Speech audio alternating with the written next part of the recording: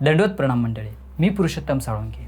महानुभाव दर्शन या यूट्यूब चॅनलमध्ये तुमचं सगळ्यांचं मनपूर्वक स्वागत. तर मंडळी, शहरातील जीवन म्हणजे सततची धावपळ, कामाचा ताण आणि घरची जबाबदारी.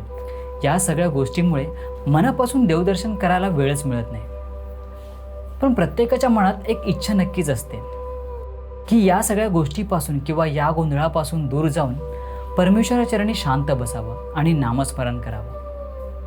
म्हणूनच मंडळी, मंदिर यात्रा या सिरीजमध्ये आपण ठाणे, मुंबई, नवी मुंबई यासारख्या शहरामधील महानुभाव पंथाचे पवित्र मंदिराचे दर्शन घेणार आहोत, जिथे तुम्ही परमेश्वरासाठी थोडा वेळ काढून नामस्मरण करून एक आध्यात्मिक ऊर्जा मिळवू शकता. तर चला मंडळी, वेळ न घालवता व्हिडिओला सुरुवात करूया. तर मंडळी, आजच्या या मंदिर यात्रामध्ये आज आपण पाहणार आहोत नवी मुंबईमधील नेरूळ येथील श्रीकृष्ण मंदिर. तर मंडळी, सर्वप्रथम इथे यायचं कसं, इथे येण्यासाठी सोपा मार्ग कुठचा हे आता आपण पाहणार आहोत. पण आजच्या प्रवासात माझ्यासोबत असणार आहे माझी आई.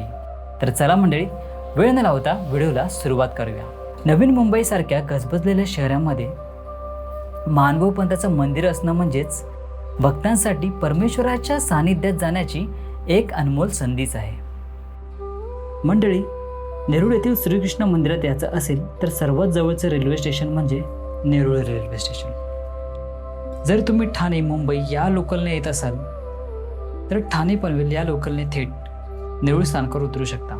आणि मुंबईच्या दिशेने येणाऱ्यासाठी CST पनवेल ही हार्बर लाईनवर लोकल हा एक उत्तम पर्याय आहे. तसेच पनवेलवरून येणाऱ्या सर्व लोकल गाड्या नेरूळला येऊन थांबतात.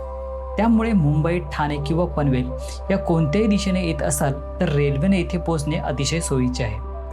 जर तुम्ही STने येत असाल तर बहुतांश बस तुम्हाला नेरूळ फाटा येथे सोडतात. इथून रिक्षा किंवा टॅक्सी 10 ते 15 मिनिटात मंदिरापर्यंत पोहोचवते. तर नवी मुंबई महानगरपालिकेच्या काही बसेस थेट नेरूळ डेपोपर्यंत येतात.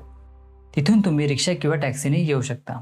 तर मंडळी, इकडे येण्याचा सगळ्यात सोपा मार्ग म्हणजे लोकल ट्रेन. लोकल ट्रेनने नेरूळला उतरल्यानंतर पूर्वेच्या दिशेला बाहेर यायचं.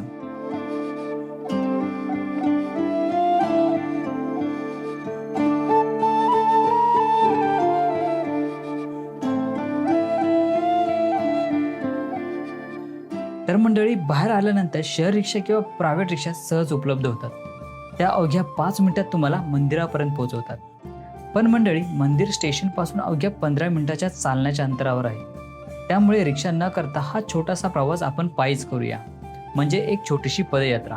रेल्वे स्टेशनच्या बाहेर आल्यानंतर रिक्षा स्टँड समोरून असलेल्या चौकातून सरळ चालत जायचं. हा रस्ता अगदी सरळ आहे, त्यामुळे मार्ग शोधण्यात कोणतीही अडचण येत नाही. जसजसं आपण पुढे चालत जातो तसतसा शहराचा गोंगाट मागे पडत जातो. काही मिनिटं चालल्यानंतर एक मोठा चौक लागतो. तर मंडळी, इकडे तिकडे न जाता सरळ चालत राहायचं. थोडं अंतर पुढे गेल्यानंतर अजून एक चौक लागतो. इथे मात्र रस्ता क्रॉस करून समोर दिसणाऱ्या हिरव्यागार बागेमध्ये प्रवेश करायचा. गजबजलेल्या शहरातून काही क्षणातच आपण एका शांत आणि प्रसन्न वातावरणात प्रवेश करतो.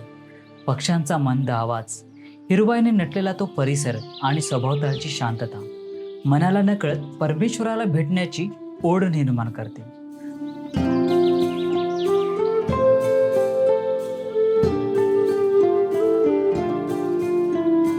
तर मंडळी, ही बाग ओलांडल्यानंतर डाव्या हाताला वळायचं. पुढे जाताना एका बाजूला सुंदर बगीचा तर दुसऱ्या बाजूला उंच इमारती दिसतात. पण विशेष गोष्ट म्हणजे शहराच्या मध्यभागी असूनही इथली शांतता म्हणजे मंदिर जवळ आल्याची जाणीव करून देते. तर मंडळी, काही पावलं पुढे गेल्यावर उजव्या हाताला वळायचं. सर्वप्रथम आपल्याला श्रीकृष्ण मंदिराचं प्रवेशद्वार दिसतं. जसजशी पावलं मंदिराच्या दिशेने जातात एक वेगळीच आध्यात्मिक ऊर्जा मिळायला सुरुवात होते.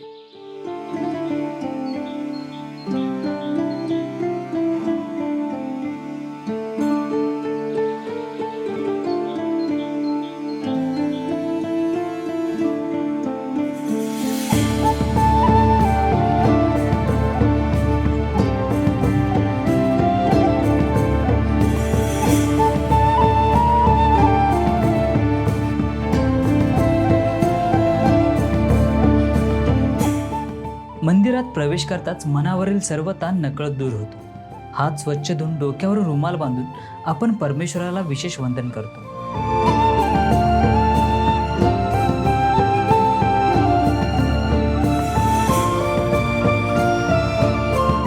त्यानंतर देवाला नारळ, पान आणि सुपारीचा विडा अर्पण करतो. अगरबत्ती, आरती ओवाळून 5 दंडवत घालतो.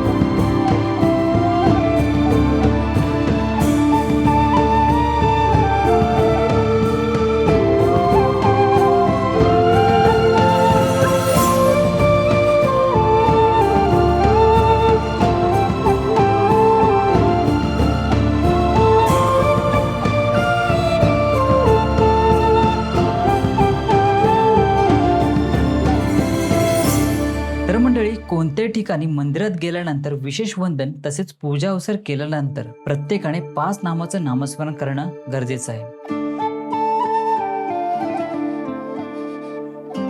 आणि त्याचबरोबर श्री चक्रधर स्वामींच्या लीळेचं चिंतन करणंही गरजेचं आहे. त्यामुळे मनात एक विलक्षण अनुभूती जागते आणि त्या क्षणी जाणवतं परमेश्वराकडून केवळ सुख मिळत नाही तर आनंदाची प्राप्ती होते. कारण सुख हे संसाराशी जोडलेलं असतं, त्या पाठीमागे दुःख हे येतच, पण परमेश्वराच्या सानिध्यात लाभणारा आनंद हा नित्य, शाश्वत आणि परमानंदाकडे नेणारा असतो.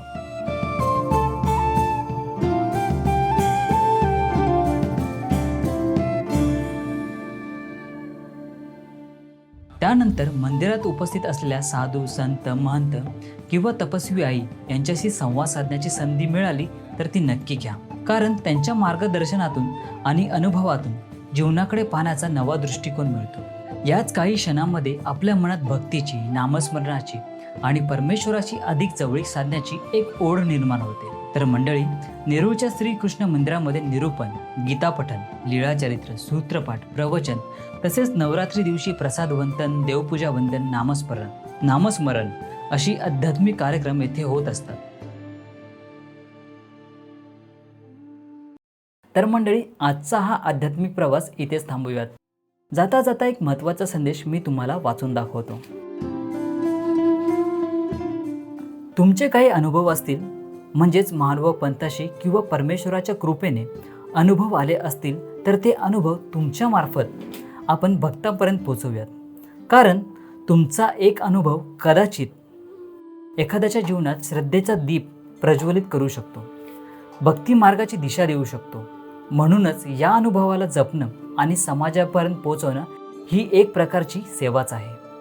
मंडळी, 8169816162 या व्हॉट्सअप नंबरवर दंडवत प्रणाम आणि आपलं नाव पाठवा.